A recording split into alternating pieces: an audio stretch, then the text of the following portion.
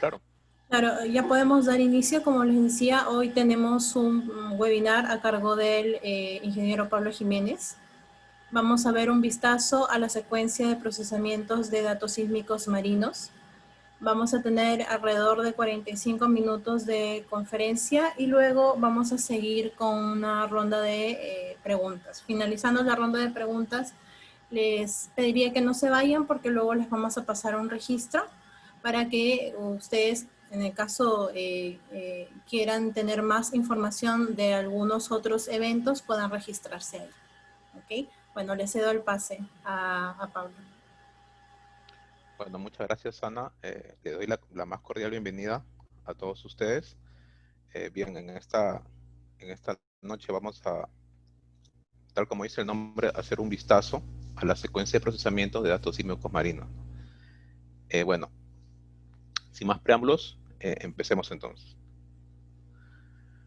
Bien, a manera de introducción, bueno, y haciendo un repaso de la historia de procesamiento sísmico, este fue creado por Frank River en los años 30, pero no es hasta los años 50 aproximadamente en los cuales empieza su explotación, digámoslo así, ¿no? Cuando aparecen las citas magnéticas y se empieza a procesar, ¿no? Bueno, luego eh, quiero dar una breve definición de procesamiento sísmico, ¿no? Sobre todo de la secuencia. El procesamiento sísmico consta de una serie de etapas en las cuales se utilizan diferentes algoritmos. Bien, el fin máximo o el objetivo es mejorar la relación señal-ruido y obtener una imagen verdadera del subsuelo. Cuando digo mejorar la relación señal-ruido, es que los algoritmos que utilicemos en cada una de las etapas del procesamiento preserven en lo posible la señal, ¿no? Que en este caso van a ser las reflexiones, ¿no? También llamadas reflexiones primarias, y atenúen solamente el ruido. Y obtener una imagen verdadera del subsuelo, ¿por qué? Porque ciertos algoritmos no se dedican a atenuar ruido, sino a colocar o reposicionar los reflectores en su verdadera posición en la imagen, ¿no? Esto lo hace en particular la última etapa, perdón, del procesamiento, que es la migración sísmica. Entonces, básicamente, son varios algoritmos que tienen sus fundamentos físicos, ¿no? Y sobre todo matemáticos. Y en esta presentación vamos a ver básicamente lo que es el procesamiento en 2 dimensiones. Que para 3 dimensiones simplemente se hace como, digamos, una extrapolación, ¿no? Porque el trabajo se hace, es como si se repitiera el trabajo simplemente. Solamente que en 3 dimensiones hay un par de pasos adicionales, sobre todo a la parte final, que son necesarios realizar. Pero en esta charla vamos a ver el procesamiento sísmico marino en 2 dimensiones. Bueno, acá en la imagen tenemos, digamos, nuestra materia prima, que son registros sísmicos, ¿no? Provenientes de una adquisición marina, ¿no? A cada registro sísmico también se le conoce como shot gather, ¿no? ¿Por qué? Porque, bueno, las trazas son agrupadas tal y cual fueron registradas, ¿no? Que fueron por tiros. Y al final del procesamiento lo que obtenemos es una sección sísmica. Esta sección sísmica puede ser en tiempo o también se puede obtener en profundidad. Esto lo vamos a ver más adelante. Bueno, para aquellos bueno, que por primera vez o conocen poco respecto a la adquisición sísmica marina, ¿no? Y aquellos que sí, como para refrescar un poco, aquí le tengo el esquema, ¿no? La geometría típica de un levantamiento sísmico marino en 2 dimensiones, donde tenemos aquí el barco sísmico. El barco sísmico tiene unido a él la fuente de energía. La fuente de energía en este caso son un conjunto, un grupo de pistolas de aire, ¿no? Y también está unido a él el streamer, ¿no? El streamer es un cable en el cual se encuentran los receptores, que en este caso son hidrófonos. Estos triángulos invertidos, 1, 2, 3, 4, se conocen como canales. Y en realidad no hay un hidrófono acá, sino hay un grupo de hidrófonos. Bueno, parámetros importantes como el offset mínimo. Offset en general es la distancia fuente-receptor y la distancia entre canales. Y bueno, acá vemos lo que es el levantamiento, ¿no? El barco va a hacer un disparo, va a salir el frente de onda, que en este caso lo representamos con rayos, ¿no? Se van a reflejar en las interfaces del subsuelo y se van a registrar en los receptores. Luego el barco va a avanzar una cierta distancia y el proceso se va a repetir. ¿Qué es lo importante de acá? Que a la mano derecha tenemos un registro sísmico o un shot gather, ¿no? En donde lo más importante es reconocer las reflexiones primarias que son de interés. En este caso, las reflexiones primarias aquí en este shot gather van a estar representados por eventos hiperbólicos. Matemáticamente se demuestra que la curva es una hipérbola, o aproximadamente una hipérbola para ser estricto. Y bueno, y cada hipérbola de reflexión va a estar asociada a un reflector. Por ejemplo, esta interfase que está de naranja puede representarme el fondo marino. En este caso es la primera reflexión, que la dibujo por acá. Otro reflector más profundo va a estar representado por esta hipérbola. Otra manera de ver el shot gather o definirlo es como un grupo de trazas también, ¿no? El shot gather es un grupo de trazas. Cada traza está asociada a cada canal, ¿sí? Y bueno, también aquí les muestro lo que es la primera llegada de rojo. Las trazas, bueno, por definición se generan o se sustentan con el modelo convolucional, ¿no? Que es un modelo matemático que digamos que trata de demostrarnos o enseñarnos cómo es que se genera una traza sísmica. Bien, sigamos entonces. Bien, en esta lámina quiero mostrarles todos los fenómenos que suceden mientras el frente de onda se va propagando en la superficie. Bueno, esta imagen estrictamente hablando es para un levantamiento sísmico en tierra, pero no importa, ¿no? Consideremos la primera superficie como la columna de agua. La primera interfase, perdón, el primer intervalo. Bien, cuando generamos la energía, ¿no? Cuando se genera el frente de onda, ya sabemos por medio de las pistolas de aire, este frente de onda conforme se va propagando en el subsuelo va a ir perdiendo energía. Uno de los mecanismos de pérdida de energía es la pérdida por divergencia geométrica, que está señalada aquí. Esto se debe a la expansión del frente de onda. ¿Qué quiere decir? Como conforme va avanzando el frente de onda, va ocupando un área mayor, ¿no? Entonces por cada metro, la energía en cada metro cuadrado va a ir disminuyendo conforme vayamos profundizando.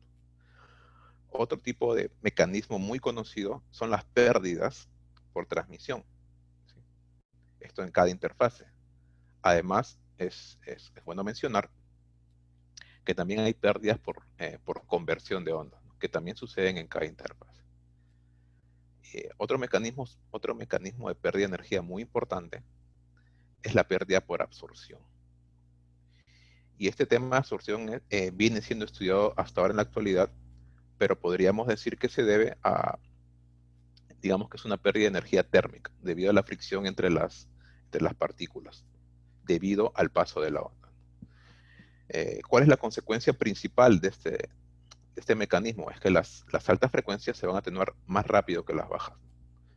Como consecuencia en la sección sísmica vamos a tener altas frecuencias en la parte más somera y bajas en la inferior. Y bueno, estos son los mecanismos de pérdida de energía.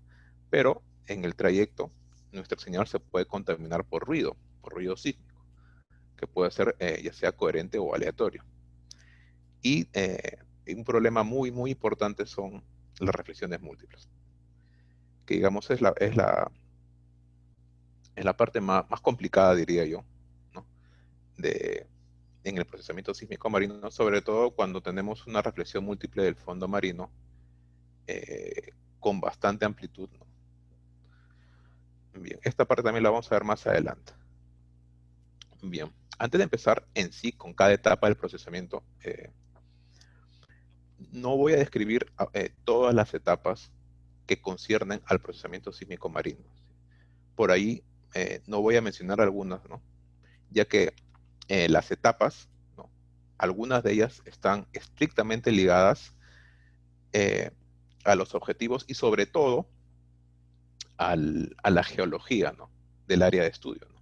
Por ejemplo, si hacemos un levantamiento sísmico en aguas someras, ¿no? Donde la columna de agua está alrededor de los 100, 80 metros, los ruidos no van a ser similares a los que obtengamos si hacemos un levantamiento sísmico en aguas profundas, por ejemplo, o cuando estamos en una columna de agua variable, ¿no? Por ejemplo, en la zona de talud. La secuencia que les voy a mostrar a continuación, digamos, es la general, ¿sí?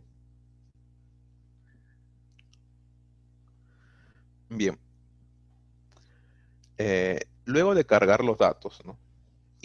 Bueno, y remuestrearlos en caso se dé, en caso sea necesario, la primera etapa sería la definición de la geometría de adquisición.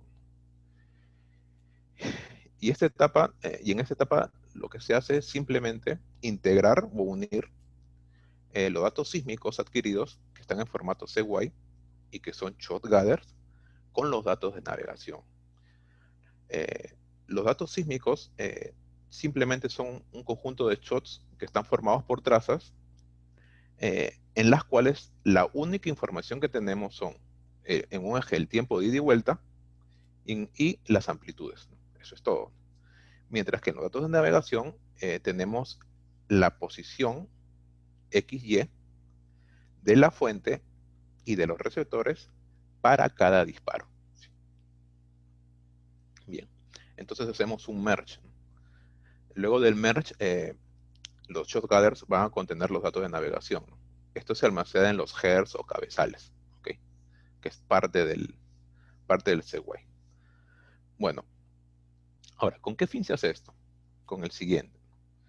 Una vez que nosotros hayamos hecho el merge, vamos a generar un cabezal muy importante, que es el cabezal del CMP. Bueno, como para recordar, el CMP, o como midpoint, es el punto medio entre fuente y receptor. Si nosotros conocemos, ¿no? La posición de la fuente y del receptor para cada disparo, vamos a conocer la posición del CMP. ¿Y por qué es importante esto? Por lo siguiente, ¿no? Van a haber etapas del procesamiento sísmico en las cuales el input ya no van a ser los shot gathers tal cual están agrupados acá, sino vamos a tener que reagrupar las trazas en lo que se conoce como CMP gather, ¿no? Vamos a agrupar las trazas de acuerdo al common midpoint, perdón. Y bueno, también de los datos de navegación yo puedo hacer un ploteo, ¿no? Por medio de los puntos de tiro y tener una idea de dónde está ubicada la línea, ¿no? Que voy a procesar. Bien, vamos a continuar entonces. En la siguiente etapa ya empezamos a tratar los ruidos sísmicos. Y un ruido sísmico muy, muy conocido y muy, muy común, muy frecuente, es el ruido debido al oleaje. El ruido debido al oleaje se caracteriza por tener altas amplitudes y bajas frecuencias. En la imagen a continuación tenemos de nuevo un shot gather sísmica marina, y en donde el ruido debido al oleaje son estas tiras, ¿no? de alta amplitud que vemos por acá, ¿no? Ahora, existen varios métodos de atenuación de este ruido aleatorio, ¿no? Es un ruido aleatorio, ¿no? Un ruido aleatorio simplemente es aquel ruido que no existe en el cual, ¿no? Que se caracteriza por no tener un patrón traza a traza. Ya vamos a ver luego los ruidos coherentes, que sí tienen un patrón traza a traza, ¿no? Patrón distinguible. Bien, para atenuar el ruido debido al oleaje, tenemos los siguientes métodos. El primero es el filtro pasabanda, que se ha venido utilizando desde hace décadas y décadas, ¿no? Es fácil de aplicar y es el que vamos a escribir rápidamente en un momento. Luego tenemos el filtro predictivo de Wiener, que es un método un poco más refinado que tiene sus ventajas sobre el filtro pasabanda. Y finalmente se ha venido desarrollando, y ahora último, ya en base a Deep Learning, en base a Convolutional Neural Networks, o CNN, en el cual, bueno, se entrena en base a una gran cantidad de datos, ¿no? Se entrena una red neuronal para que pueda eliminar de manera automática el ruido del oleaje. Pero bueno, vamos a describir el filtro pasabanda, que digamos que es el método más utilizado, ¿no? Porque no es un ruido complicado, ¿no? Para eso tenemos que hacer la transforma de Fourier discreta, en este caso es la Fast Fourier Transform, de un shot. Vemos, ¿no? Este es el espectro de amplitud nomás, que es de nuestro interés, y habíamos dicho que el ruido del oleaje se caracteriza por tener bajas frecuencias. Y en este caso, en este espacio, en el espacio de Fourier, este ruido debido al oleaje puede ser discriminado, ¿no? Se encuentra en esta primera banda, en la banda de bajas frecuencias. Entonces, ¿cómo atenuamos este ruido? Simplemente construimos un trapecio en el espacio de Fourier, es clásico el filtro pasabanda, donde tenemos que definir 4 puntos, ¿no? 1, 2, 3 y 4 puntos. Y lo que se hace en el espacio Fourier simplemente es una multiplicación de los espectros de amplitud, ¿no? En realidad, este trapecio es el espectro de amplitud del filtro, ¿sí? Y acá en el fondo tenemos el espectro de amplitud del shot. Entonces, si multiplicamos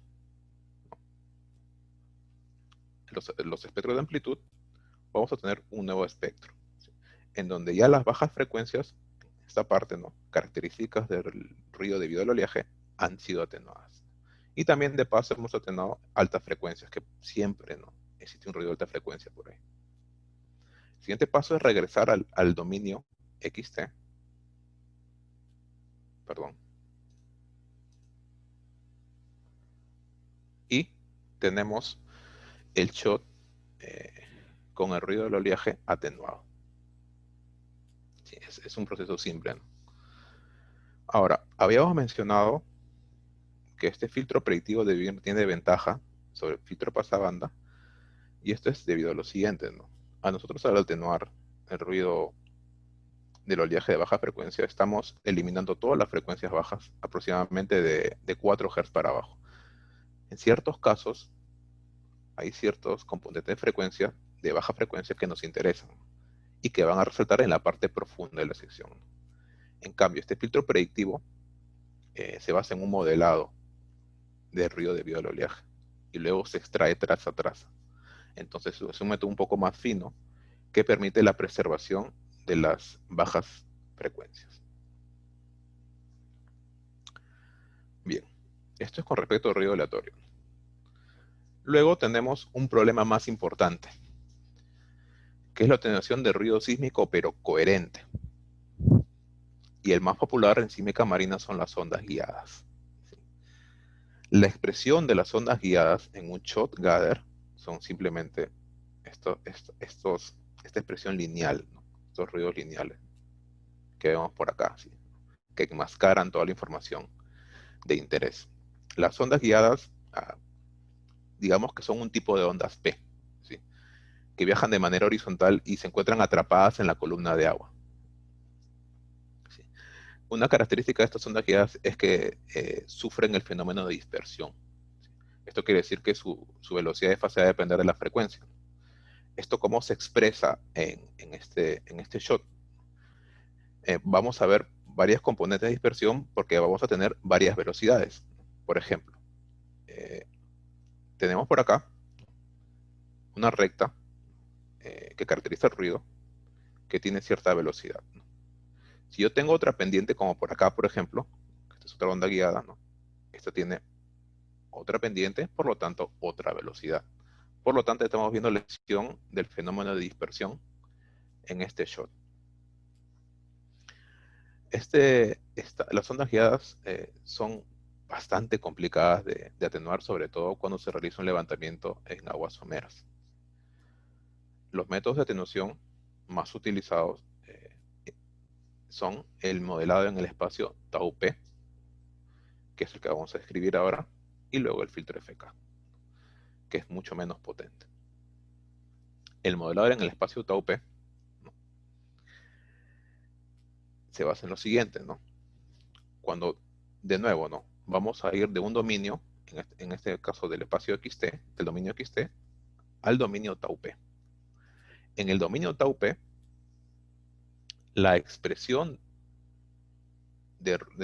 digamos, de un conjunto de amplitudes que me forman una recta es un punto o una sola amplitud. Tau viene a ser el intercepto de esa recta con el eje del tiempo y P el inverso de la velocidad. Entonces, por ejemplo, ¿no? La representación de esta recta o conjunto de amplitudes en el espacio tau P vendría a ser este punto. Y de esta recta vendría a ser el punto de aquí abajo, ¿no? Como ambos tienen la misma pendiente, van a tener un mismo valor de velocidad, por lo tanto de P. Pero el tau va a ser distinto porque van a intersectar en diferentes lugares al eje del tiempo. Entonces, en este espacio es mucho más fácil discriminarlo y por lo tanto atenuarlo. Lo que hacemos es un mute, ¿no? Vamos a eliminar todas las amplitudes desde esta recta vertical hacia la mano derecha. Luego de la atenuación, en el espacio tau P, ya no tenemos nuestras amplitudes características de ruido lineal coherente. Perdón. Y tenemos el shot sin ruidos lineales, ¿no? Bueno, acá cabe señalar que le hemos hecho un mute para eliminar las refracciones y las ondas guiadas que se encuentran por acá, ¿no? Que en realidad estas ondas guiadas se forman a partir de la refracción. Las ondas guiadas es todo un tema de estudio, ¿sí? He leído un par de papers y hay un fundamento matemático bastante interesante, pero también bastante pesado. Podemos ver en este shot que no se pueden ver fácilmente las reflexiones primarias, ¿no? Por acá tenemos, por ejemplo, aquí, ¿no? Por acá y por acá, ¿no? Parecen ser difracciones. Y bueno, ahí está un poco difuso, ¿no? Es una data difícil de procesar. Bueno, hasta este momento hemos atenuado los ruidos aleatorios y coherentes. Vayamos con el siguiente paso. Habíamos hablado en una de las primeras láminas acerca de los mecanismos de pérdida de energía, ¿no? Conforme el frente de onda se va propagando, ¿no? Bueno, en este caso vamos a hablar de la recuperación de amplitudes. Lo más común de hacer en este paso es aplicar un par de ganancias, ¿sí? La primera es la corrección por divergencia geométrica, en donde a cada muestra la vamos a multiplicar por este factor. Como pueden ver, en este factor aparece la definición de la velocidad RMS. La velocidad RMS, como veremos más adelante, está asociado a un punto de un reflector. ¿Ok? Entonces, no, esta fórmula fue propuesta por Newman, ¿no? En los años 70 me parece, un poco antes tal vez. Y bueno, no es más que a cada muestra lo multiplicamos por este factor. ¿Cómo interpretamos esto? Bueno, como el tiempo va aumentando con la profundidad, y esta velocidad también va a aumentar con la profundidad, como ya verán, entonces las muestras que se encuentran a mayor profundidad, o a mayor tiempo, perdón, se van a alterar, ¿no? O van a sufrir una mayor corrección. Y eso está bien, ¿no? Porque nosotros queremos recuperar las amplitudes que se encuentran en la parte más profunda. Y luego, para compensar las pérdidas por transmisión,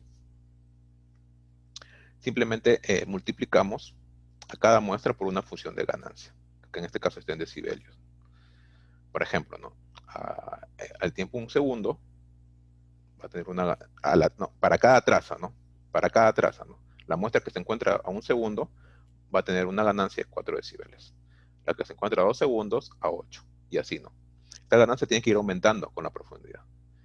Y a las muestras intermedias simplemente se hace una interpolación. Entonces, básicamente, son estos dos tipos de recuperación que se aplican, ¿sí? A los shots, ¿sí? Para compensar las pérdidas por absorción inelástica, también lo vamos a ver en un momento. Pero en esta etapa simplemente nos preocupamos por estas dos pérdidas. Y aquí tenemos un ejemplo de un shot de campo, bueno, ya suponemos ya sin atenuación de ruido. Y aquí cuando hemos recuperado las amplitudes, ¿no? Vemos que ya tenemos bastante datos acá. No necesariamente son reflexiones primarias lo que vemos acá. Ya vamos a ver por qué. Pero bueno, se han recuperado las amplitudes. Bueno, y aquí alguno de ustedes se preguntará, sí, pero el shot de la izquierda no se ve nada acá. Y usted ha mostrado en las minutos anteriores, por ejemplo aquí, que ya tengo bastante data acá para analizar, ¿no? Lo que sucede es que para atenuar los ruidos sísmicos, normalmente el procesador aplica una ganancia automática, que se conoce como AGC. Esta ganancia solamente se utiliza para poder visualizar mejor los ruidos y mejor los shots. No es una ganancia permanente, perdón. Se coloca y se quita, ¿sí? En cambio, estos procesos sí quedan y son permanentes en los shot gathers. ¿Ok? Voy a, Me voy a permitir aquí añadir una cosa más. Eh, También, ¿no?, uno no procesa o uno no hace el análisis en todos los shots de levantamiento sísmico, ¿sí? Porque se demoraría una eternidad. Normalmente, o en promedio, digamos, una línea sísmica tiene, por decirlo así, aproximadamente 1000 shots, ¿no? Y uno no puede estar analizando uno a uno, ¿no? Y atenuando ruidos o recuperando amplitudes, ¿no? Lo que se hace es hacer el análisis cada 20 tiros, por ejemplo. Cada 20, ¿no? El shot 20, el shot 40, el shot 60 y así, ¿no? Hacer el análisis ahí, probar que efectivamente funcionan los filtros y una vez que se ha dado el visto bueno, recién se aplica a todos los shots. ¿Ok? Bien. Continuando con el proceso, con las etapas de la secuencia de procesamiento, tenemos un paso muy importante y muy poco comentado, sobre todo por los intérpretes sísmicos, que es la deconvolución. Bueno, en general, ya sea para sísmica marina o terrestre o transicional inclusive, la deconvolución eh, puede trabajar de tres maneras, ¿sí? Puede hacer o puede convertir todos los, todos los datos a fase cero primero, ¿sí? Tiene ese poder. O también puede comprimir la ondícula y solamente quedarnos con la serie de reflectividad, ¿sí? Es decir, de cierta manera va a sacar el efecto de la ondícula de los datos sísmicos. Y el tercer uso es atenuar las reverberaciones. Y las reverberaciones son mucho más importantes en sísmica marina que en sísmica terrestre. Inclusive uno puede hacer una combinación, uno puede primero atenuar las reverberaciones y luego convertir su sísmica a fase cero. No hay problema si se hace ese proceso. Pero bueno, aquí vamos a analizar lo que es la deconvolución predictiva, ¿sí? Que como les mencioné, va a atenuar las reverberaciones. ¿Qué son las reverberaciones? Las reverberaciones son un tipo de reflexión múltiple, ¿okay? Las reverberaciones se desarrollan no solo en sísmica marina, sino en sísmica terrestre también. El único requisito que se necesita es eh, tener una capa o un intervalo o una formación en la cual su tope en su tope y en su base se experimente un alto contraste, perdón, de impedancia acústica. Un ejemplo puede ser la columna de agua, ¿no? Acá en la interfase aire-agua hay un alto contraste de impedancia, ¿no? Y aquí también en el lecho marino, ¿no? Es por eso que estas reverberaciones se desarrollan acá. Y van a tener órdenes, ¿no? Por ejemplo, la primera orden es la siguiente, ¿no? Esta de acá, la que está en línea continua, amarilla, que también es conocida como múltiple del fondo marino. La de segundo orden, ¿no?, y la de tercero. Todas ellas, ¿no?, van a tener su expresión en los shot gathers, que a continuación les voy a mostrar. Aquí están. Son esta serie de, como son reflexiones también, van a tener forma hiperbólica o aproximadamente hiperbólica, ¿no? Y son todas estas repeticiones que vemos acá, ¿sí? Como ustedes pueden ver, ¿no? Son en cierto grado periódicas, ¿sí? Hay una periodicidad, ¿sí? Esta periodicidad se va a cumplir o va a ser mucho, va a ser eh, casi al 90% cierta cuando estemos en offsets cercanos, ¿no? Que está por acá, ¿no?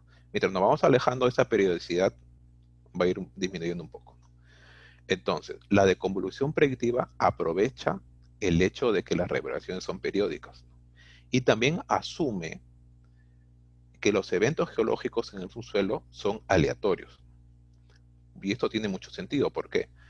Porque, digamos, nosotros no vamos a encontrar una interfase siempre por ejemplo, cada 40 metros, ¿no? No necesariamente, ¿no? Eso depende mucho del tiempo geológico de la sedimentación y los ciclos eustáticos, ¿no? Entonces, por eso es que decimos que las formaciones, ¿no? O los eventos geológicos son aleatorios, ¿no? No existe un patrón repetitivo, mientras que las reverberaciones sí lo son, hasta cierto grado. Entonces, aprovechando esta, esta ventaja, se atenúan las reverberaciones. Para hacer eso, tenemos que analizar el autocorrelograma del shot, ¿no? El autocorrelograma no es más que el conjunto de autocorrelaciones de cada una de las trazas. Para aquellos que nunca han escuchado la palabra, no, autocorrelación es una operación que se realiza en el tiempo y es muy, pero muy utilizada en procesamiento sísmico, tanto marino como terrestre. Bueno, en terrestre, por ejemplo, la autocorrelación se utiliza en los camiones vibradores, ¿no? Para poder generar una ondícula fase cero. En este caso es la cross correlación, perdón, que es similar a la autocorrelación, solo que la autocorrelación es la cross correlación de una señal consigo misma. Bueno, entonces, continuando, tenemos aquí el shot ya sin reverberaciones, ¿no? Claro, es un poco difícil de observar, pero sí, ¿no? Se sobreentiende que las que sobreviven sí son reflexiones primarias. ¿Ok? Bien. Entonces, esta es la deconvolución que normalmente se utiliza en sísmica marina. Ok, continuamos. Bueno, antes de continuar, eh, llegado a este punto, ¿no? Como se han podido dar cuenta, hemos trabajado en shot gathers, ¿no? Hemos analizado los ruidos, hemos hecho la recuperación de amplitudes, la deconvolución, todo a nivel de shot gathers, ¿no? En trazas agrupadas por punto de tiro común. El siguiente paso, ¿no? Que es ya la primera interpretación de velocidades, ¿no?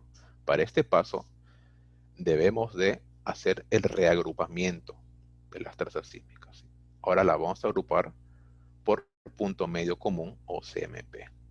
Y en este caso ya no vamos a tener shot gathers, sino CMP gathers. Ok, bien. En esta parte, ¿no? Cuando hacemos la primera interpretación de velocidades, ¿no? ¿Qué quiere decir interpretar velocidades? Interpretar velocidades no es más que encontrar la velocidad RMS adecuada de tal manera que las reflexiones primarias en los CMP gathers se horizontalicen, tal como vemos acá. Eso lo hacemos de la siguiente manera, ¿no? Empecemos por acá, ¿no? Esto que ven ustedes aquí se conoce como espectro de semblanza y se genera a partir de un CMP gather. ¿Okay?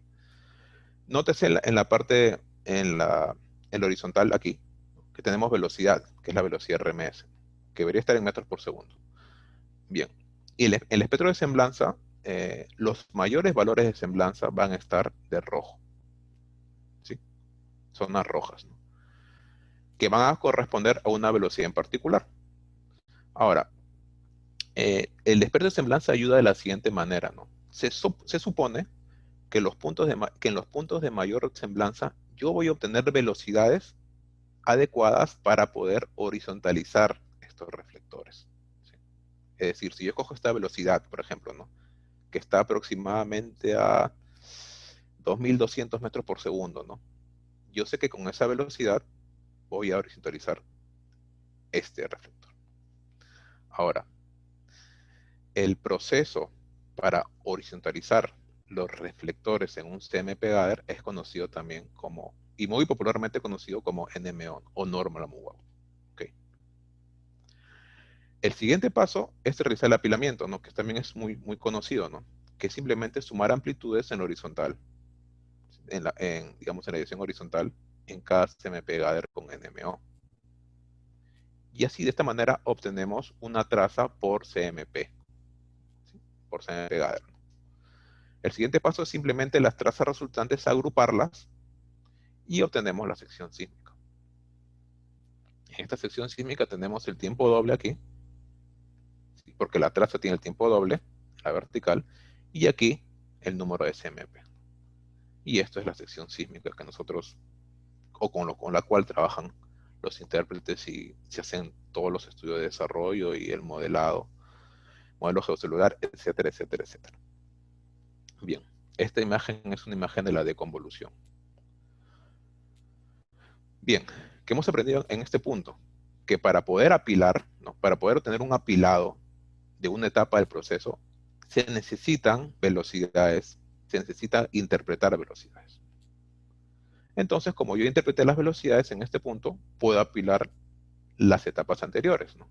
Por ejemplo, aquí tengo un apilado de los datos después de recuperar las amplitudes.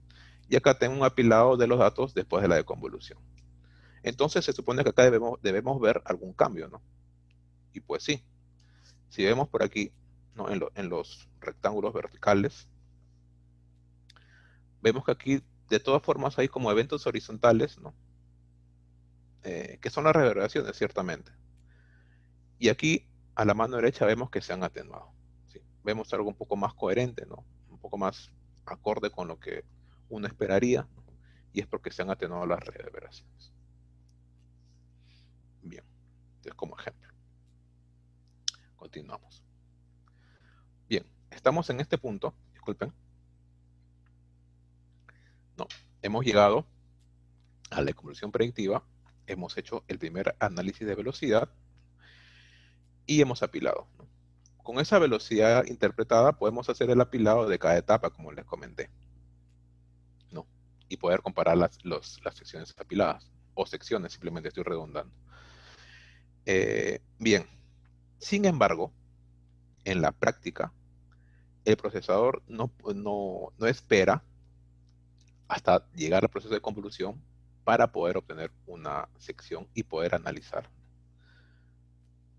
Lo que se hace en la práctica es, conforme se va avanzando en cada etapa, se hace un apilado de cada etapa.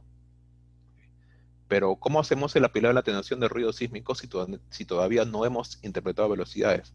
Bueno, se apila con una velocidad alternativa. Esta velocidad alternativa puede ser una velocidad, ¿no? Un modelo de velocidades de una línea, perdón, paralela o que pertenezca a la misma campaña, ¿no? Que se encuentre en la misma área de estudio, ¿no? Para que se pueda ver algo coherente, ¿no? O simplemente si es la primera línea de una campaña, lo que se puede hacer es colocar un gradiente de velocidad, ¿no? Con bastante criterio, ¿no? Que aumente con la profundidad, ¿no? Y suavemente, ¿no? A este primer apilado se le conoce como brute stack, ¿no? Y muchas veces se hace en campo, ¿sí? Para ver cómo se están adquiriendo datos, ¿no? Para hacer un control de calidad. Y bueno, pues eso es lo que realmente uno hace, bueno, como para tener una idea, ¿no? Pero tengan mucho cuidado, porque las velocidades, la interpretación de velocidades es un paso fundamental en procesamiento sísmico. Interpretar mal velocidades puede hacer que en la sección sísmica aparezca un reflector busante para un lado, que aparezca, no sé, una falla. O sea, pueden aparecer cualquier cosa si uno no interpreta bien las velocidades. Así que mucho cuidado en esa parte. Bien, continuando con la etapa de convolución predictiva, perdón, con la etapa de procesamiento, ahora vamos al siguiente paso, que es la atenuación de reflexiones múltiples. Y este paso lo vamos a hacer ya a nivel de CMP Gathers, ¿sí? Ya dejamos de trabajar en Shot Gathers, vamos a trabajar en CMP Gathers. Ok. ¿Qué es una reflexión múltiple? En la imagen tenemos una reflexión primaria de rojo, acá, y tenemos dos reflexiones múltiples, una de azul y otra de amarillo. Vemos que se reflejan más de una vez, y justamente ahí viene la definición de reflexión múltiple. La reflexión múltiple es cualquier, ¿no? Digamos, cualquier rayo, tomando la teoría de rayos, claro, ¿no? Que sea reflejado más de una vez en alguna interfaz del subsuelo. Se refleja más de una vez, listo, múltiple. Se refleja una sola vez, reflexión primaria, que es la que nos interesa.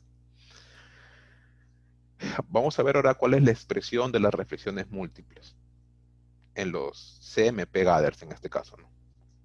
Y aquí la tenemos. Todos esos eventos que ven aquí, que parecen hiperbólicos, pero en realidad tienen forma parabólica, son las reflexiones múltiples. Esto de aquí que ven ustedes acá es un CMP Gather ya con corrección NMO. ¿Sí?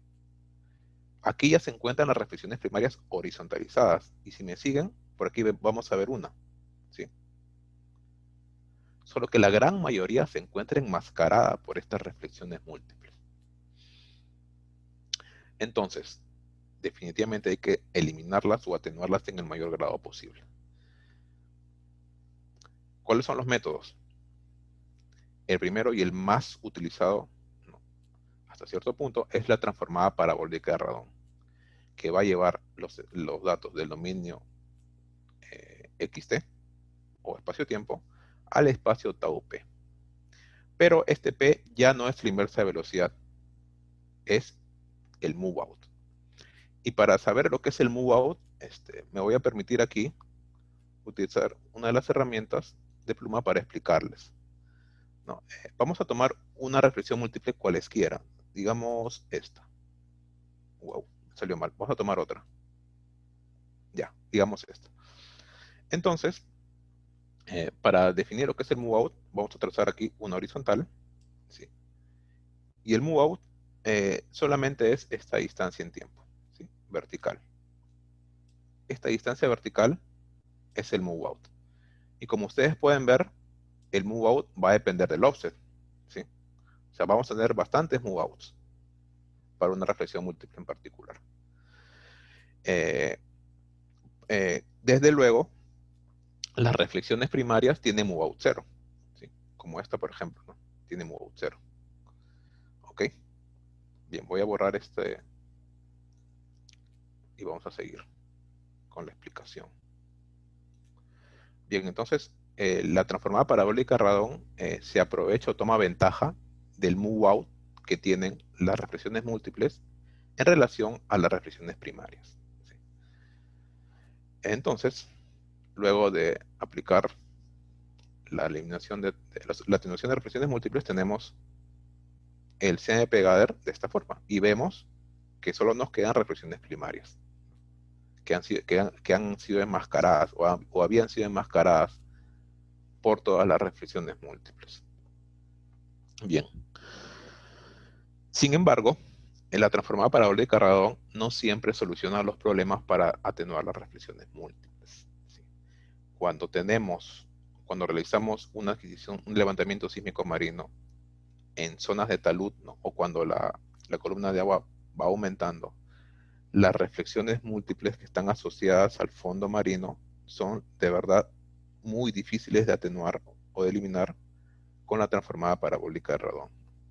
Y por eso es que se desarrollaron otras técnicas, y entre las que más destaca es la conocida como SRME, que es Surface Related Multiple Elimination, y que se aplica más que nada en esas zonas. Y se basa en un modelado de las reflexiones múltiples. Las reflexiones múltiples se modelan y luego se extraen de los datos. Hay toda una teoría de esto y es muy interesante porque también se puede aplicar en 3 dimensiones. Ambos en realidad se pueden aplicar en 3 dimensiones. Bien, vamos a ver un ejemplo de cómo se atenúan las reflexiones múltiples, ¿no? Ya en secciones apiladas, ya saben cómo se genera un apilamiento. Aquí tenemos justamente una sección sísmica, ¿no? En donde la columna de agua va a ir aumentando. Va aumentando. Entonces, la reflexión sísmica del fondo, perdón, la reflexión múltiple del fondo marino está por aquí. La voy a seguir con el mouse. Y por acá, más o menos.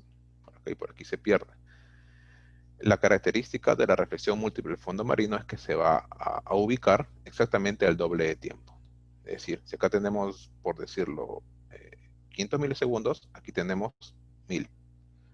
Si acá tenemos 800, acá tenemos 1600. Y así sucesivamente. Y a la mano derecha tenemos la misma sección, pero con la múltiple ya atenuada. No la vemos. ¿Sí? Se modeló y se sustrajo con el método SRME. Bien, vamos a continuar ahora. Bien, luego de realizar o de atenuar las reflexiones múltiples, se realiza la segunda interpretación de velocidades. En este caso, se va a analizar los CMP Gyres post-radon, ¿sí? O post-atenuación de reflexiones múltiples. Y se va a tener un nuevo modelo de velocidades. Las velocidades RMS, ¿no?, van a aparecer en todas las interfaces interpretadas, ¿no?, y para cada tiempo. Por ejemplo, digamos que esta es la sección apilada de radón, y cada uno de los puntos rojos es un valor de velocidad RMS, ¿no? Es decir, tenemos el campo de velocidad RMS, ¿no?, para toda la sección. Y bueno, ¿para qué necesitamos este campo de velocidades? Justamente para el último paso del procesamiento, y el que está sujeto a muchos estudios y seguirá sujeto a muchos estudios, que es la migración sísmica. ¿Sí? Vamos a empezar simplemente mencionando cuáles son los efectos de la migración sísmica. La migración sísmica tiene dos efectos. El primero es colocar los reflectores busantes en su correcta posición en el subsuelo, ¿sí? Y la segunda es colapsar las difracciones a su ápice. Aquí vemos una imagen a la izquierda de una sección sin migrar. Esta la extraje del Yilmaz, ¿no?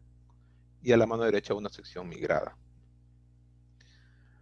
Vamos a ver cuáles son las características de la migración sísmica. Ya en general la migración sísmica que yo les menciono acá ya aplica para, no solamente para sísmica marina, sino terrestre y todas, ¿no? Vamos a señalar unos cuantos eventos en la sección sísmica sin migrar, que es la que tenemos en la mano izquierda. Perdón. Primero tenemos parte de una difracción, ¿sí? Las difracciones en las secciones apiladas tienen forma hiperbólica, ¿sí? Y en este caso estamos viendo una rama de una hipérbola, ¿no? Digamos que si queremos completar sería por acá. Por acá tenemos un reflector busante de verde, y por acá otro, que uno pudiera confundirlo con ruido también, ¿no? Así que hay que tener mucho cuidado. Entonces, luego de migrar, primero analicemos esta rama de la hipérbola, ¿no? Decimos que colapsa las difracciones a su ápice, y eso es lo que hace, ¿no? Colapsar no es más que sumar las amplitudes en toda la trayectoria de la hipérbola y colocarlas a su ápice acá. Aquí vemos que ya no tenemos esa rama aquí, ¿no? Luego, el reflector busante en verde es colocado en su verdadera posición en el subsuelo, en la sección en tiempo. Vemos que ha aumentado su buzamiento y también se ha cortado. Y este de acá, que parece ser un reflector o no sé qué cosa, ya no aparece.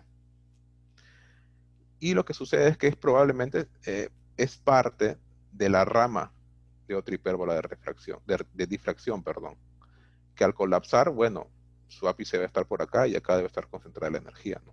Y aquí ya no se ve. Bueno, voy a aprovechar en esta imagen migrada una de las características de la migración, que son los smiles que vemos acá, ¿no? Estos smiles, ¿no?, son siempre un problema, ¿no? En este caso, en esta imagen, los smiles son generados por efectos de borde, ¿no? Sin embargo, perdón, los smiles se han generado por este ruido lineal que no ha sido bien atenuado, ¿sí? Acá vemos un ruido lineal que no ha sido atenuado antes de la migración y ha generado estas sonrisas o smiles, ¿sí? Y entonces acá decimos lo siguiente, ¿no? Para poder realizar una migración de manera eficiente, es necesario tener un modelo de velocidades decente, ¿no? Muy bien interpretado.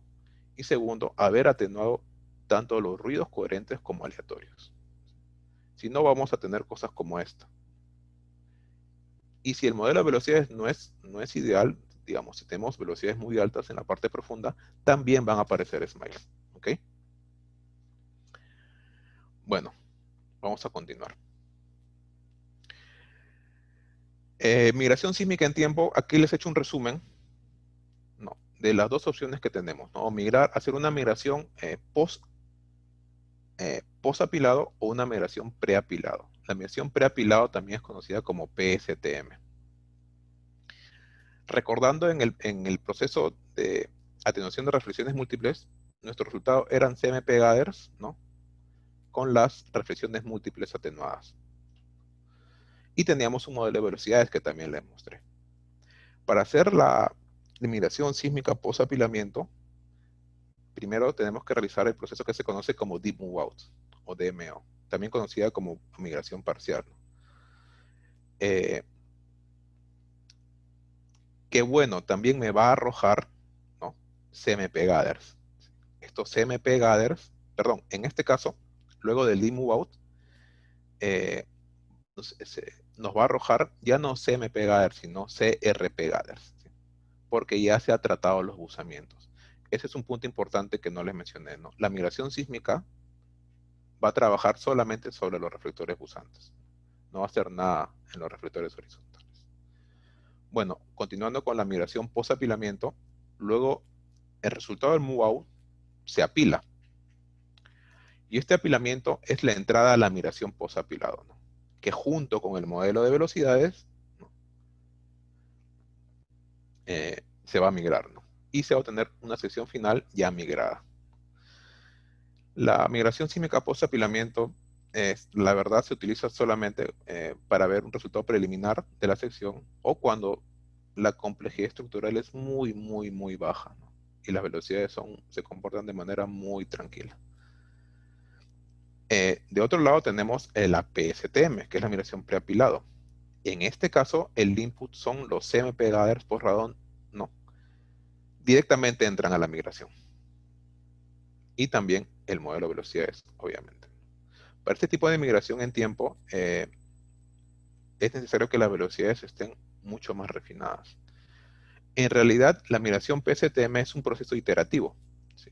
Una vez que realizamos la migración PSTM por primera vez, vamos a obtener CRP gathers, ¿sí? Luego, estos CRP gathers van a ser utilizados para hacer una reinterpretación de velocidades y así refinar este modelo.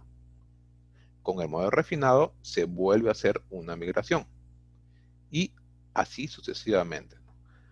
Se va a parar cuando se tenga un modelo de velocidades óptimo, ¿no?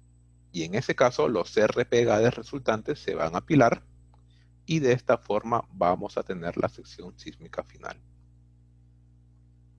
Ahora, hemos visto migración post-apilamiento y la migración preapilamiento, ambas en tiempo. Para cada una de ellas existen diferentes algoritmos, siendo el algoritmo de Kirchhoff el que se utiliza con mayor frecuencia y que por lo general da los mejores resultados. Se están desarrollando o ya se desarrollaron otros tipos de algoritmos, como por ejemplo, ¿no? La Big Migration, o bueno, no se me viene otra en mente en el caso de 2D. Bien, hemos visto la migración sísmica en tiempo. Sin embargo, como le mencioné en el comienzo de la charla, también uno puede obtener secciones en profundidad. Es decir, se puede hacer la migración sísmica en profundidad también. Y la migración sísmica en profundidad se realiza cuando tenemos estructuras complejas, ¿sí? En estructuras complejas en donde se puede evidenciar una variación lateral fuerte, ¿sí? como por ejemplo en cuerpos salinos, ¿no? Con respecto a los cuerpos sedimentarios que están a su lado, ¿no? O por ejemplo en cabalgamientos, ¿no? Donde también tenemos inversión de velocidad seguramente. Entonces, la migración en profundidad, ¿no? Requiere un análisis un poco más exhaustivo, ¿sí? El modelo de velocidades es muy importante. Ya no son velocidades RMS, sino son velocidades interválicas las que entran. Y también se tienen que hacer cálculos previos de consideraciones, por ejemplo, de la anisotropía, ¿no? Y es más, para el modelo de velocidades existen técnicas más avanzadas, como por ejemplo la FWI, que es la Full Waveform Inversion, ¿no? Que es una inversión de todo el campo de ondas que se hace con el fin de obtener un modelo de velocidades de alta resolución. Pero bueno, dejémoslos por el momento ahí. Bueno, y uno se preguntará, ¿cuándo aplico una migración preapilamiento y cuándo una posapilamiento y cuándo en tiempo de profundidad? Bueno, esta lámina lo resume. En este caso tenemos esta paleta de colores donde va aumentando la velocidad en este sentido. Bien, cuando tenemos velocidades simples, quiere decir que un gradiente de velocidad normal que va aumentando con la profundidad, ¿no? Y una estructura simple como la que vemos acá, una migración post-apilamiento en tiempo es suficiente, ¿sí? No hay que gastar tiempo ni dinero en hacer otro tipo de migración, ¿sí? La migración va a depender exactamente del objetivo, ¿no? De lo que quiero yo ver, ¿no? Si aquí hacemos una migración en profundidad, perdemos tiempo, dinero, perdemos todo, ¿sí? Y no va a haber diferencia sustancial entre la migración en profundidad con la post-apilamiento en tiempo. Bien, si tenemos velocidades simples, ¿no? Es decir, que aumentan con la profundidad, pero una estructura compleja, como por ejemplo aquí que tenemos, ¿no? Unas discordancias, ¿no? Es mucho mejor realizar una migración preapilamiento en tiempo o PCTM, que ahora es el estándar, ¿no? La PCTM es el estándar, solo que se necesitan más computadoras, ¿no? Más clusters, y ¿no? En el 3D sobre todo, ¿no? Y es un mayor tiempo, un mayor tiempo computacional. Ahora, cuando tenemos una estructura simple, como vemos acá, pero velocidades complejas, ¿no? ¿Qué quiere decir? Que hay una inversión de velocidad, ¿no? Como podemos ver con los colores, es sugerible realizar una migración perdón, post-apilamiento. ¿Sí? En este caso, el input es la sección en tiempo y obtengo una sección en profundidad. Y finalmente, cuando tenemos estructuras complejas y velocidades complejas, ¿no? Puede haber inversión de velocidad, tenemos una estructura compleja y además seguramente tenemos un alto cambio de velocidad lateral, ¿no? De cuerpo a cuerpo, como les mencioné en los cuerpos salinos, ¿no? Entonces, la única solución es la migración.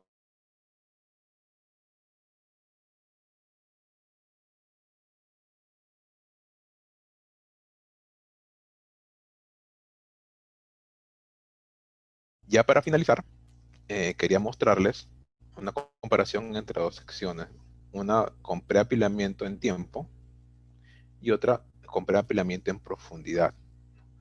Y esta es una imagen de Golfo de México en donde podemos ver, ¿no? Un cuerpo salino acá. Bueno, en la imagen en profundidad está mejor determinado el cuerpo salino, pero lo más importante son las formaciones que se encuentran por debajo del cuerpo, ¿no? Las formaciones subsal que tenemos por aquí. Aquí en la sección en tiempo vemos, ¿no? Que no existe una continuidad, no están muy bien determinados los reflectores e inclusive tenemos fuertes smiles, ¿no? Mientras que aquí, en la sección en profundidad, ¿no? Utilizando una PSDM, podemos ver una mayor continuidad, mayor coherencia de los reflectores, ¿no? Que se encuentran por debajo del cuerpo salino. Y como ustedes saben, estas zonas de interés, ¿no? Porque, bueno, se pueden haber acumulado, ¿no? Aquí y pueden existir reservorios de alto interés.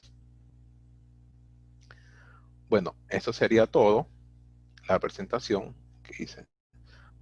la verdad es que está muy abreviado, ¿no? Cada etapa tiene mucho más, los fundamentos físicos matemáticos, ¿no? Y sobre todo en la parte de migración, que es todo un mundo, ¿no? Y que es más, ¿no? Yo he tenido la oportunidad de generar un curso pequeño de migración, ¿no? Como dando una introducción a toda la problemática, ¿no? Y bueno, aprovechando, quiero invitarlos, bueno, aquellos que, que todavía no se han registrado, a un curso que voy a dictar, que va a empezar el 9 de noviembre, que va a dictar, va a durar 5 semanas, equivalentes a 40 horas didácticas, que es el procesamiento de datos sísmicos de reflexión, teoría de aplicación. En este curso, bueno, vamos a empezar viendo los fundamentos, ¿no? De todo lo que se habló antes del procesamiento, todo lo que tiene que ver con la sísmica de reflexión.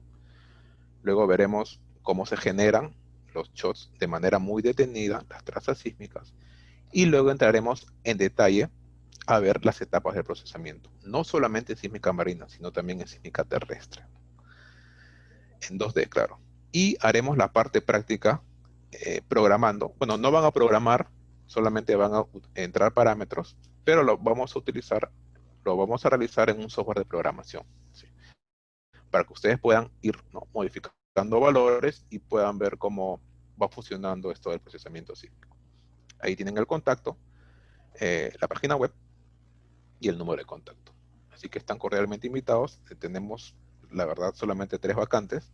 Bueno, espero que alguno de ustedes se pueda interesar. Y como les digo, no solamente sísmica marina, sino también sísmica terrestre. Bueno, muchas gracias por su atención.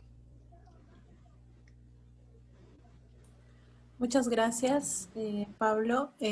Ahora abro la ronda de preguntas. Si alguno desea participar y realizar alguna pregunta, puede Claro. empezar desde ahora.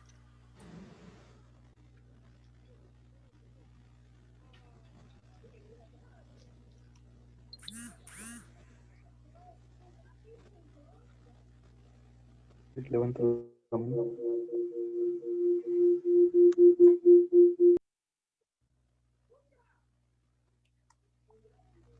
Buenas noches. Buenas noches. ¿Aló?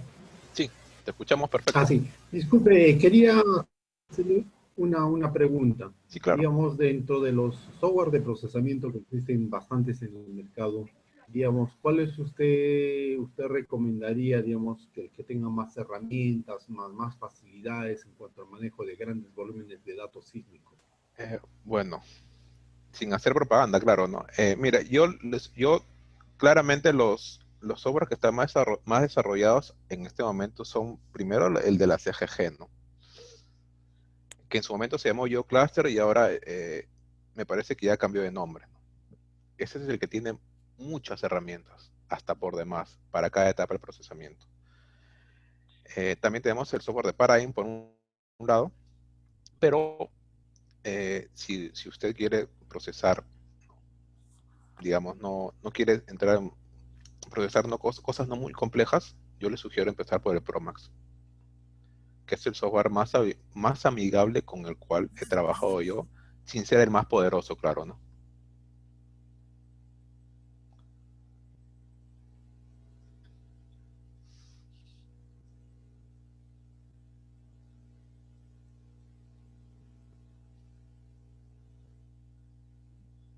¿Alguna otra consulta? No sé, la presentación Bueno, tal vez para ya que no regresar. hace otra, Sí, sí, claro, adelante. no, sí, quería hacerle otra. ¿No existen, por ejemplo, software libres de procesamiento sísmico que Bueno, lo dan algunas universidades, ¿no? En el sistema. claro, sí, bueno, las Entonces, universidades tienen, sí, yo bueno, quería saber, digamos, si usted ha probado alguno de estos software, ¿qué le parece? Digamos, yo entiendo por lo que son libres, tienen ciertas limitaciones, pero bueno, ¿cuál usted recomendaría, por ejemplo, para ciertamente, personas que recién están aprendiendo procesamiento, ¿no? bueno, yo le recomendaría a aquellos que tienen ya, que manejan muy bien el Linux, hay el Seismic Unix, que es un software para procesar.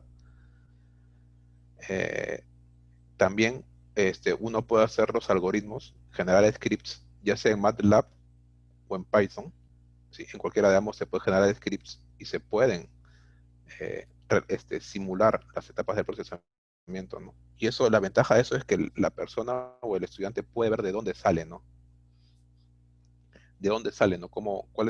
Qué es lo que está detrás, ¿no? Porque en los sistemas comerciales uno mayormente solamente coloca parámetros y bueno, listo, ¿no? Evalúa parámetros, cuál es el que me funciona y listo, adelante, ¿no? Pero detrás de eso siempre hay un fundamento que aquellos que quieran ir más allá, ¿no? Tal vez en una maestría o un doctorado, ¿no? Lo deben conocer, ¿no?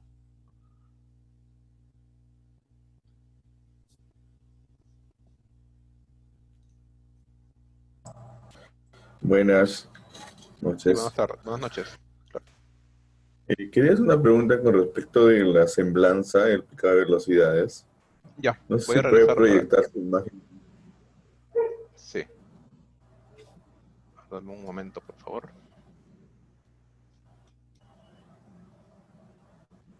A ver, la semblanza, ¿no? Aquí, listo. Sí.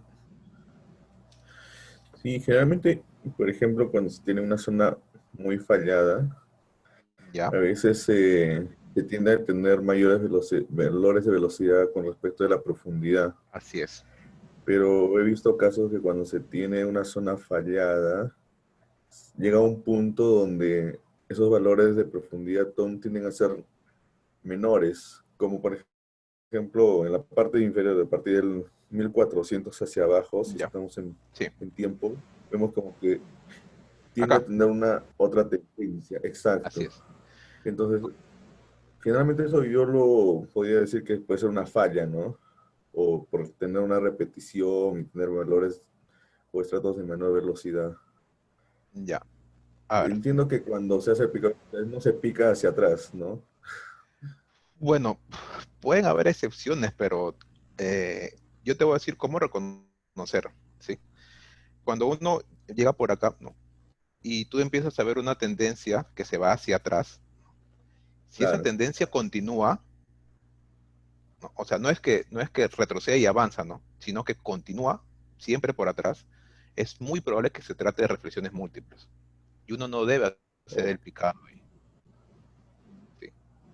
Tiene que continuar con la tendencia creciente. No, no siempre hay que hacerle caso a los puntos de mayores semblanza, ¿no? Porque son múltiples muchas veces. Sobre todo, como te digo, cuando ese retroceso, ¿no? Es como si aparecieran bastantes puntos rojos acá hasta abajo, ¿no? claro, sí, sí, Y sí. entonces uno no tiene que hacerle caso porque es muy probable que se trate de reflexiones múltiples. Y eso se da sobre todo cuando el último reflector interpretado es el basamento. Ajá. Normalmente después del basamento aparecen Sí. todas las revelaciones, ¿no? Y hacen, ¿no? Que en el espectro de Ah, semblanza por el contraste eh, fuerte de impedancia que se tiene ajá, ahí también. Y aparezcan por eso, acá. ya. Bueno, hablaba un caso de subandino que he visto y netamente se ve ese cambio fuerte, ¿no? Claro, Y como hay cabalgamientos, es puesto de la faja plegada, entonces por ya. ese tema Ya, en ese comentaba. caso sí hay que tener cuidado, ¿no? Porque como te digo, si el patrón continúa hasta abajo, digamos en un buen paquete de tiempo, pueden ser reverberaciones, pero en el caso, en tu caso, ¿no? Es muy probable que seguramente solamente sea uno para atrás y luego continúe ¿no? Sí, Todo el tren, sí, ¿no? exacto. En ese caso no son reverberaciones, ¿no? En ese caso simplemente es una pequeña inversión de velocidad, probablemente por un cabalgamiento, ¿no? Ok. Muchas gracias por la aclaración. De nada.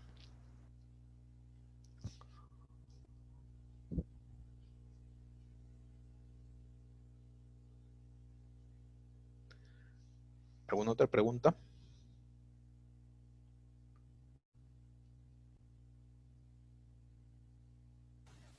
Bueno, primeramente quiero agradecerle por compartir sus conocimientos y la verdad nos Gracias. gustaría que nos dé más información para el curso, porque bueno, yo generalmente hago procesamiento de campo, ¿no? Pero me interesaría Ya. saber más la etapa de migraciones y las etapas finales del procesamiento.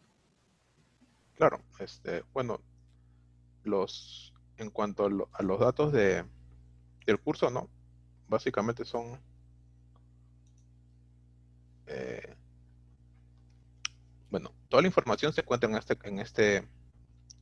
digamos, en esta dirección. Pero, eh, ¿quieres saber un poco más de la metodología? Pablo, ¿A eso te discúlpame, refieres? Disculpa. yo les voy a compartir la página web para que puedan ver Ya, la información de los cursos. ¿Puedes dejar de compartir, por favor? claro.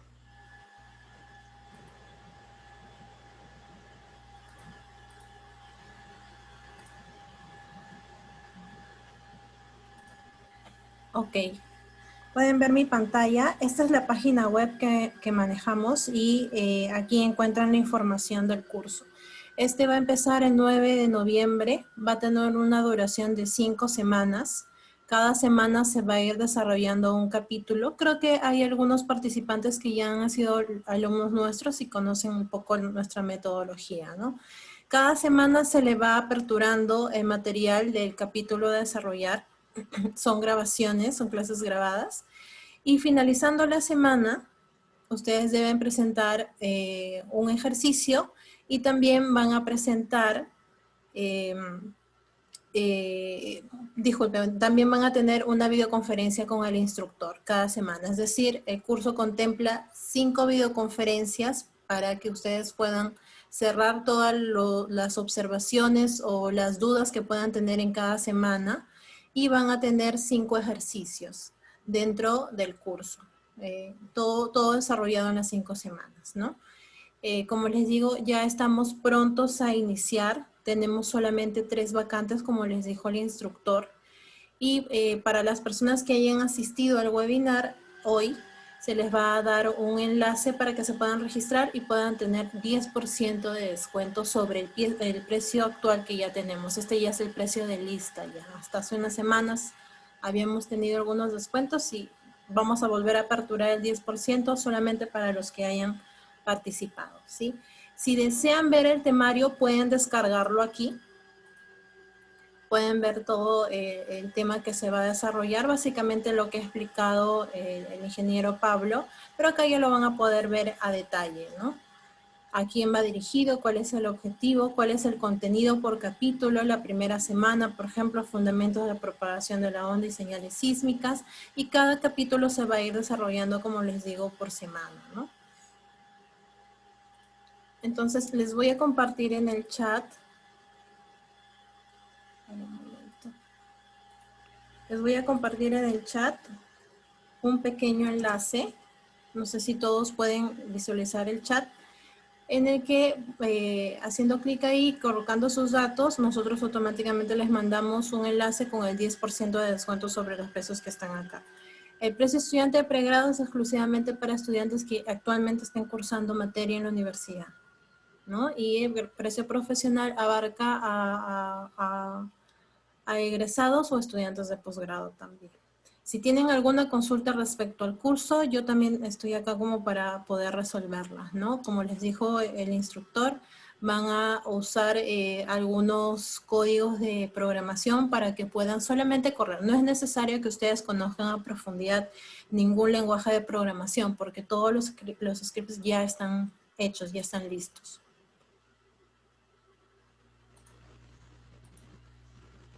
¿Alguna consulta?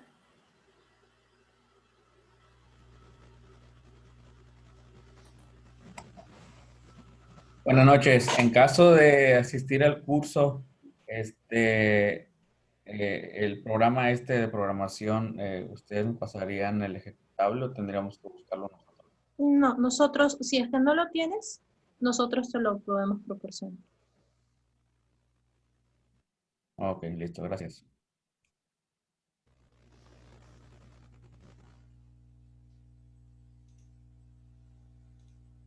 ¿Alguna otra consulta? ¿Pudieron identificar en el chat cuál fue el enlace del descuento?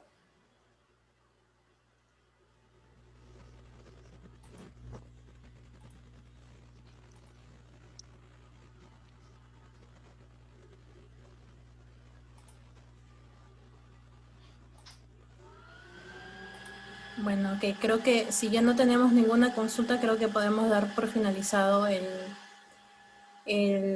la videoconferencia. Te agradezco mucho, Pablo, por tu participación. Igualmente, Y gracias a ti y gracias a todos por su paciencia y su atención. muchas gracias a todos por haber participado.